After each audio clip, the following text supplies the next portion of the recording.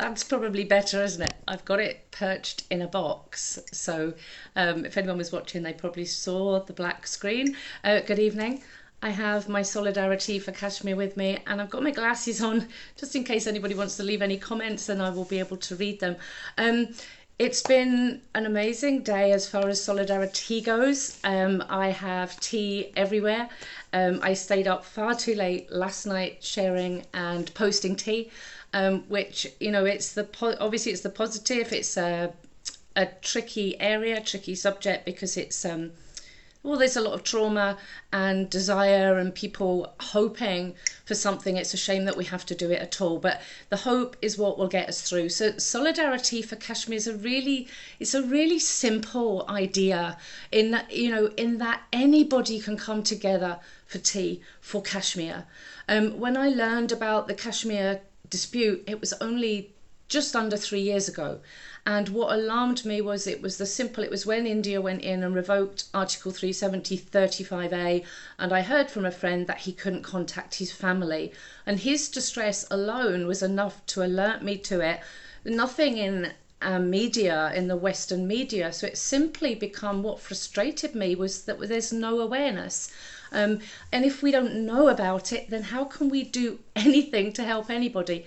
I know it's not my struggle with regards to Kashmir freedom. That's the Kashmiri people's struggle, and we know that. But in Indian illegally occupied Kashmir, they're being silenced constantly. For anybody that's watching this that knows nothing about Kashmir, you know, right now in Indian illegally occupied Kashmir, they're facing, currently it's the silencing of everybody. So it's the silencing of the journalists, it's the silencing of the human rights activists, it's the silencing of the people. They can't even post on their Facebooks. Their phones are being constantly monitored and checked. So even dialogue through WhatsApp is scary. So when we're seeing that level of human rights abuses, then it's even more concerning when we delve deeper, because we're then looking at youths missing, husbands missing, half widows, anyone that's coming on the streets to protest, children blinded with pellet guns. You know, it's separated, locked up, people just generally going about their lives, doing anything that disagrees with what the Indian government are doing is not allowed. So there are still, rape is being used as a weapon of war. There is huge justice still waiting for women that have been victims of mass rape, where the evidence is there and people know, and they're still waiting for their right, which obviously is really hard. So prior to that, we know there's been wars, there's been massacres. For me, I know this was at the door of the UK government. You know, Kashmir was Kashmir before it was divided in 1947. So we know they have their sovereign rights. And, you know, that is there without the United Nations. That's a given right for anybody. But then when the next step comes, the United Nations made it a disputed territory.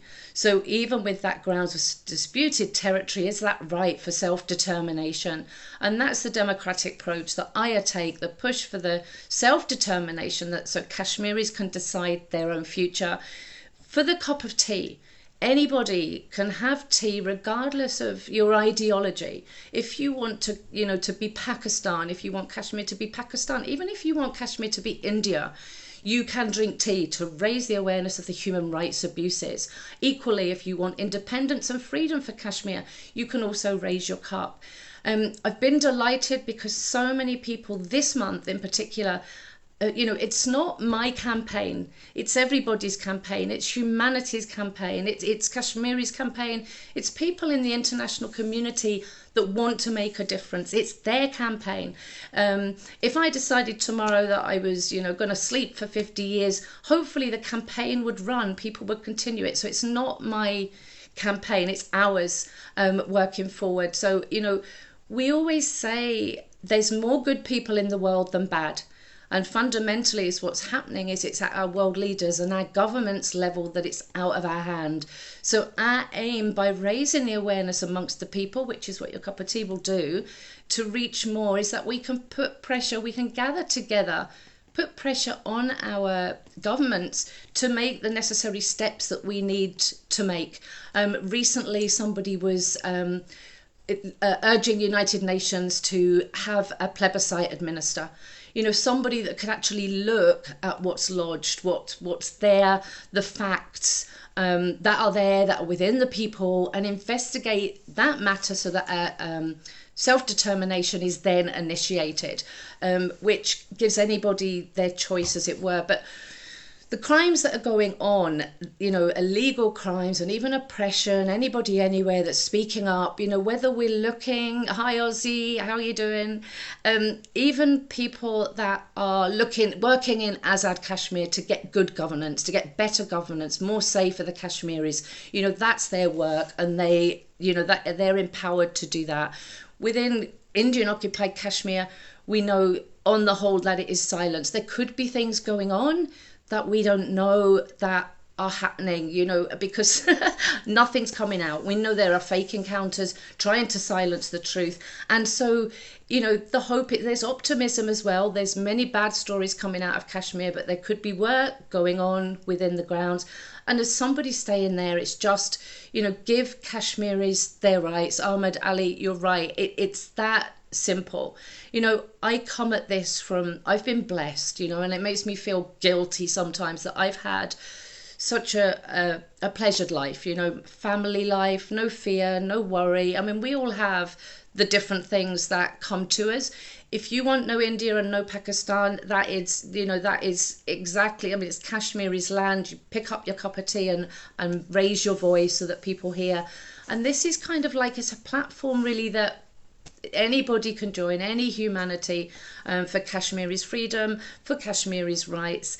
I'm very well, thank you. Oh no, Ozzy, are you still fasting? I was hoping that this was iftar in the UK. I know that there's still fasting in Australia, I think, so America, so apologies for that.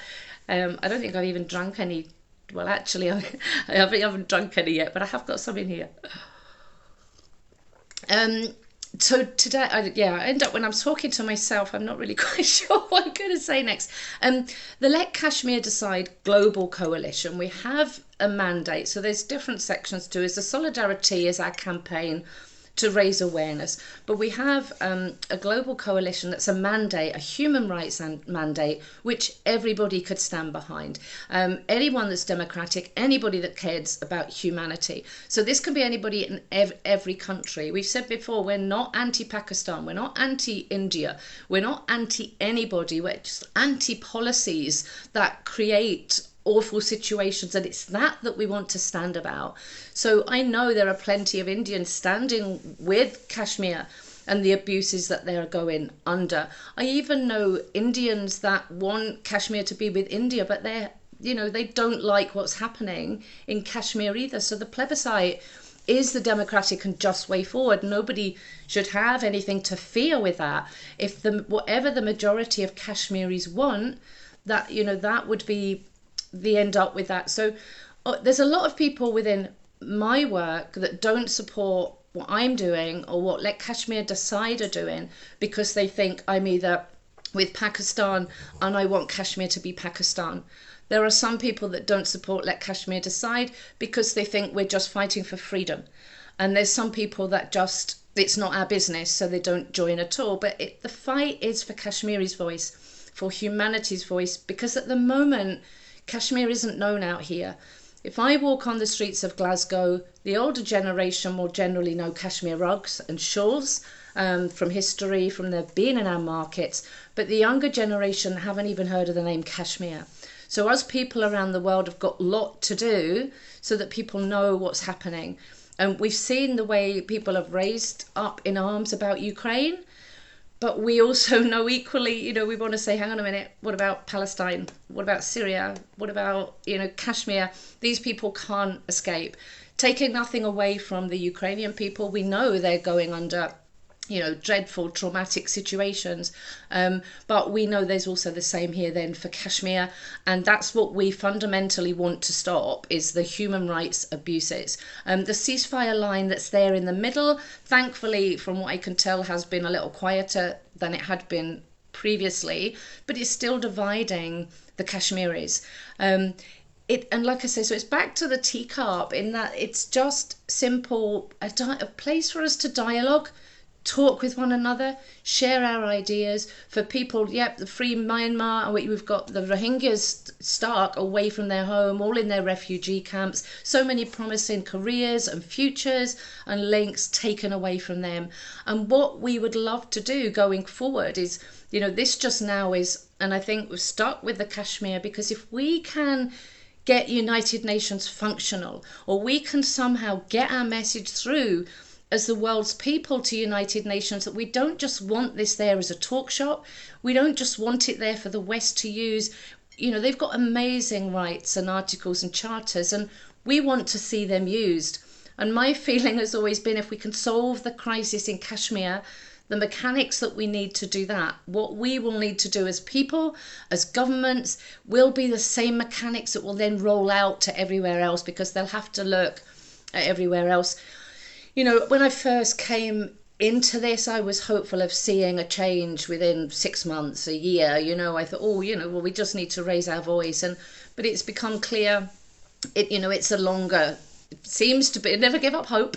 We're always going to say it's solved this year, but it seems to be a longer struggle than we would hope. So that all we can do is model how we want to be as campaigners, as people, you know, and share the message that human beings are being mistreated. And that's how I feel it's my business, because we are all human beings on this planet. You know, there's no boundaries, there's no borders, there's no difference between any of us. You know, our faith, our religious beliefs are you know, they're personal, they're up to us. So Rohingya refugee here saying is very difficulties in the world, believing that they, you know, the most difficult, removed from their home, within camps as well. But, you know, we're not going to argue over who has the most difficult situation. We can't. Either is horrendous, you know, in their own ways. And I wouldn't like to be in anybody's shoes, let alone, we know, we all live in life with things that come along anyway to interrupt our life, without living under those abuses. So let Kashmir decide as a group. We're just going to be going forward as always. It's like we can all be let Kashmir decide. Thank you, Gail, for your feedback there. That's good to know, because I'm not sure if I'm talking, you know, I can see there's people watching, but you then sometimes feel like you're talking to yourself. So it is fundamentally that this can come from the people, you know, and that's what we want to see. And it would be awesome going forward if we can all come together as the movement, so that the Palestinians, the Rohingyas, the Syrians, Libya, anybody, the peace groups, you know, because everybody's happy to sell their weapons. The UK government, the USA government, looking after their own country members, because this is their market for war. So we know it kind of suits them. But if we as the people can just do whatever we can, a little bit at a time, you know, consistently, and never stop, and just keep sharing, that then we will get stronger. So every 5th of every month is the cup of solidarity. Anybody that stands with the Kashmiris, wants to see their freedom, see their peace, work for them, can lift with the cup of tea. You know, we can take this on the ground. We're hoping in the summer here in the UK that we will have a huge Kashmiri culture event, because we're not coming to the UK with guns and weapons. You know, this is a peaceful approach, and awareness to let people know in the world that Kashmiris are humans too, Rohingyas are humans too, Palestinians are humans too. And for those of us that are living in a democracy and a more of a blessed lifestyle in that respect, and don't have fear, trauma that we're living with every day, then that's how we can raise this awareness, show people the culture of Kashmiris, bring in poetry, bring in music, and bring Kashmir to the UK, and the UK can come to Kashmir. Ultimately, one day, you know, we were working for an event in Kashmir where one person in every country in the world would have tea with Kashmir, and we share this wide, and we're like, we aim high, and that's what we're aiming to do. One of the things, I might have said it earlier, but what I've really loved today, thank you so much everybody, is that when I'm looking on social media, people are sharing their own cups. their own message. They're making it their own. I've had lots of cups sent to me, lots of things that I can share. But what it's done is it showed me that people are taking ownership of this campaign themselves, and they are, because you can hashtag solidarity for Kashmir on social media joins it all together. So any view, any message from Kashmir, any message as a human rights activist that you want to share, just use the hashtag, and it puts it all together. And it unites us and gives us strength. There's been divide within the Kashmiri movement for a long time, for many years, in such a way that the different perspectives, the political ideologies are going to our government with their perspective, their story. They're going to United Nations with their perspective, their story as to whose fault it is. But it's not, it's not, sometimes we've seen with the Kashmir files recently, the fear of the extreme Hindutva sharing their propaganda, the awful story of the Pandits, which is very real, but it's just one side of the story, and false facts about the figures and things involved. So, sinister things are going on with a view to genocide as well, which is very scary. So we need to come together for humanity, regardless of the ideology that you want at the end of the day, or whose fault you think it is. If we talk and we solve, then we can, instead of the revenge, because revenge, an eye for an eye, a tooth for a tooth, is just going to keep sending us round and round in circles. And I appreciate people are living with trauma in many cases, and it is hard not to go forward with revenge. So it's working together. So comment here, we want freedom in Kashmir, both from India or Pakistan. And I find when some people say, we want, that's great. You want, that's what you want. And who knows, the majority do. But I do also know that there are people in Kashmir that see themselves as Pakistan. So we've got a whole multitude of people here who want the freedom of Kashmir, but want it in their own different way. But I think we can all unite around the message, of the commonalities of what we do want. And at the moment, there's not enough awareness, I would say, in the international world to make that happen. India and Pakistan are not having productive meetings for the way forward. As far as I'm aware, India governments have always been notoriously difficult to deal with any situation, and I know that from experience. So when you've got India on a one-tracked vision, that Kashmir is what do they call it, theirs, basically. Kashmir is ours. It's an integral right of India. We have to fight that. We have to fight that thought. So whilst you've got some people in AJK that are fighting for their good governance, and this is because they then want to use that power to get India to not believe their integral rights. The eyes mustn't be taken off what's happening in Indian-occupied Jammu Kashmir, because that's where we need it stopped. So the demilitarised, we have to get it demilitarised. Kashmir must be demilitarised. How is it helping anybody having military? It's not helping Pakistan. It's not helping India, because that money is going to weapons that are doing what? Causing more pain. It's certainly not helping Kashmir, because they're stuck right in the middle of it, and being fought over, as it were, and living, occupation, oppression, and scared. I know there are people, their houses are being searched. They're living in fear. In Indian occupied Kashmir, there is still one soldier for 8 people. It's military occupation. They're on the street everywhere. You cannot move. And when the military come into towns, there is always fear. People start sleeping, all together in one room. They don't know what's coming from where. And so it's really hard. We've seen recently, houseboats have been put on fire. They're coming in for the communities to make the divide, which is really frightening and scary. And these are the things. So we need the area demilitarised. The area has to be decolonised. And self-determination given. We have to stop the blinding with the pellet guns. There has to be real discussions. The UK government, and this is where I feel a huge sense of injustice and a kind of guilt for, because it was that they colonised the area and then they left in their hurry, and they left Kashmir in the hands of, you know, 2 other countries, very unjustly and unfairly, promising them right for self-determination, which 74 years they still haven't had.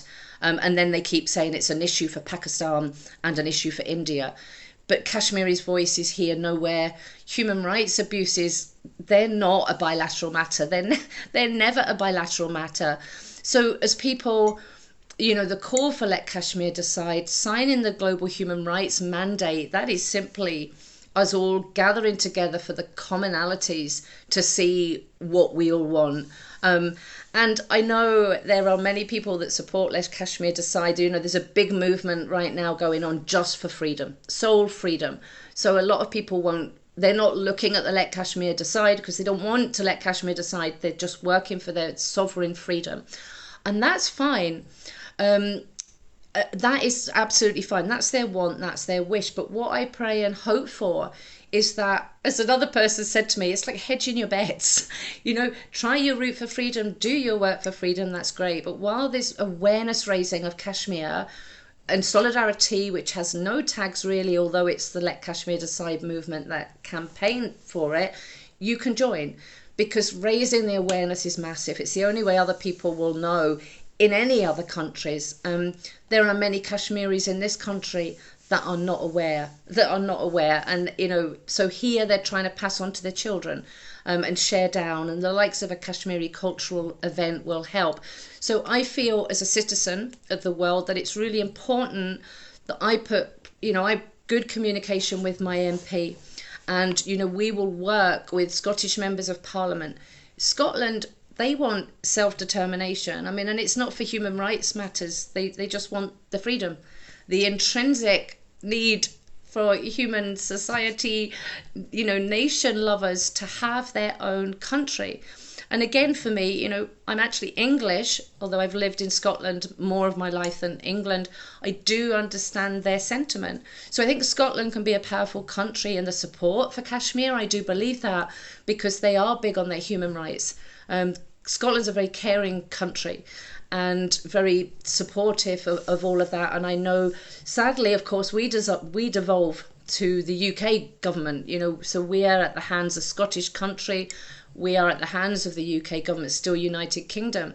So we don't have that full control, but we can still have a strong voice. And my MP in Westminster, you know, he's good. So we've got people working at different levels with our MPs, having our events. We're trying to grow the SolidariTea events for more on-ground events each month, and you know, dividing up our different areas where we can let people know, have events that are coffee mornings, Kashmiri coffee mornings.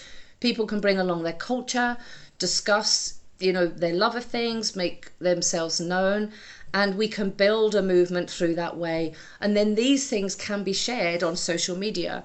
So we're doing it at the grassroots level, and we're also doing it on social media. And then the more people that we reach, you know, across the world that can join and unite together. So it takes me back to, you know, I might have this campaign and this platform, but it's everybody else's movement. It's everybody else's, you know, opportunity to come forward and take that and work with that if it's a useful tool. I will always work to raise awareness amongst the international people, because on a personal level, I was outraged, alarmed, really upset that I didn't know any of this. And it takes us back to the human rights abuses being personal, you know, and unjust and unfair. So that's why I stand. So I have my own, I've often said, people will say to me, oh, you know, how unselfish I am. But actually, I'm selfish because I don't feel good when I see all this. The only way I can make myself feel better is to do something about it. So in the UK, as a citizen, I can do something about that in my country. I can take this to task with my country and say, we need you to go to the United Nations. We need you to urge and demand that this is solved, because you had such a big part in this. So in the UK, it's really important that we do that. And I know that there are people working really hard, and we are doing that. So thank you for the positive comments, because it's keeping me going. I'll try and keep often I can rattle on, especially after so much tea and a busy day today. So we will do our work in the UK. I know there are other people working really hard. You know, it's really positive, because there's stuff obviously that we don't share, but there's a lot of unity and strength coming together and growing. And we support anybody that's doing anything for Kashmir, even if you're not involved with the Solidarity Day and you don't necessarily support Let Kashmir Decide movement. Anybody doing anything, you know, we respect and we applaud, and that's brilliant. So for me, it's just that extra effort whereby, and I know so many people feel the same with me, that we want others to know. We don't want this in our world. We don't want people suffering like this. And as we say, taking it straight back to the simple story of where somebody you cannot contact your family in another country and you're out of contact. That's bad enough before we go for all the trauma and the deaths and the, you know, all the horrendous abuses and injustices that are going on. So I think thank you so much to all who have supported. Thank you so much to all who are watching. I hope you do have your cup of tea in front of you. And I've still got so many more photos to upload. If anybody hasn't taken a photograph of themselves yet and want to just give some words of support for Kashmiris, for humanity, please do that with the hashtag Solidarity for Kashmir. We have a petition in the United Kingdom where we're desperately trying to get it bought and debated in the United Kingdom, where we want a human rights envoy being sent to Indian occupied Kashmir as that first step. So I'll share that on this page later. So if you're in the UK, please, please, please do sign it. We need, they will look at these petitions and they will see how many people have signed it. So if we put a petition out there and it only gets 1,000 people on it, then people are going to look at that and go, oh, well, people don't care.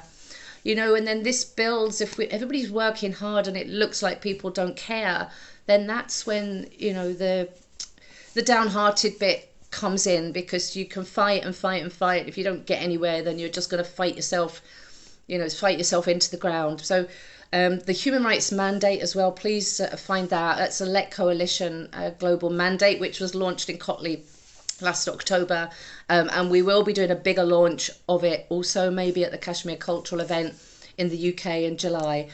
So there's always stuff going on. I will still keep uploading, and please join us again on the 5th of, it'll be May, the 5th of May. Won't be Ramadan then, so hopefully everybody will be able to join in with a cup of tea, and we won't have to worry about that. And should be, well, where I am, it should be nice, lovely weather, so we can have an outside event. I would really encourage you, if I can, to thinking about an event that you could hold.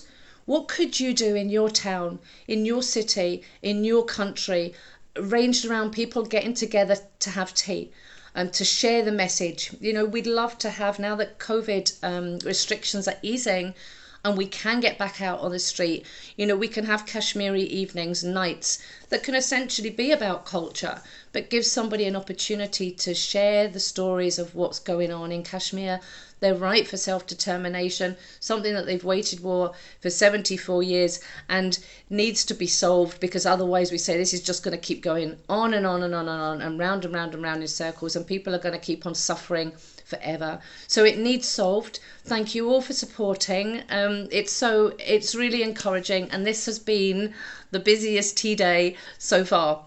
And like I said, I'm most delighted because I'm going online and I'm coming across people's accounts and there's cups of tea, and it hasn't come via me and I haven't posted them, and I'm like, brilliant. And that's where we need it to go. Everybody that's had tea today, you can make the Kashmir Tea Solidarity your own. It's not owned by anyone. It's just the cup of tea that holds us together. So whatever message you want to share with it, that, you know, for the freedom of Kashmir, bring that around your cup of tea and do it on the ground and keep sharing. And it brings us all together everywhere for the same thing and the same message. So I'm going to say goodnight. I think I'm going to sleep well tonight, probably dreaming about lots of cup of teas, and I hope everybody's well. Thank you so much for watching, and really thank you so much for supporting.